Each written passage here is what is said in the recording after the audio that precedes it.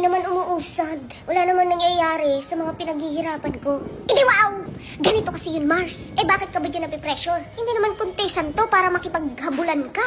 Para ma-worry ka na hindi pa umuusad or nag-work. Malay mo, hindi mo pa oras. Masyado kang excited. Sa buhay, paghihirapan mo muna ng bongga bago ka makarating sa tuktok. Walang shortcut, Mars. At hindi ito pa-contest. Take it easy. Take it slowly. Huwag mong isipin ang iba. Kasi nakita mo yung mga videos niya, maraming views. Nakita mo yung page niya, ang bilis niyang makarami ng followers. So ngayon, iniisip mo, bakit ako?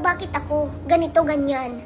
Kasi nga, pinagkukumpara mo yung sarili mo sa iba. Just be happy for them kung mabilis silang naka-reach ng 100,000 followers, million followers, because nakatanda na sa kanila yun. Baka ikaw na yung susunod. Kaya be grateful, be thankful, para mas lalo kang paulanan ng biyaya. Malay mo bukas, ikaw na pala yung susunod. We never know. Kaya stop comparing yourself to others kasi hindi siya nakakatulong. Nakaka-stress. Pag ba ikaw ay tumigil, may mangyayari ba? Wala. Kapag ba ikaw ay tumigil, dadami ang followers mo?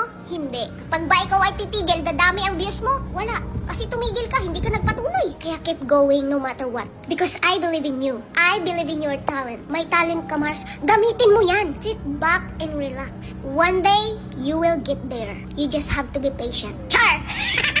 Wala ka sa buhay niyo, mga dipong.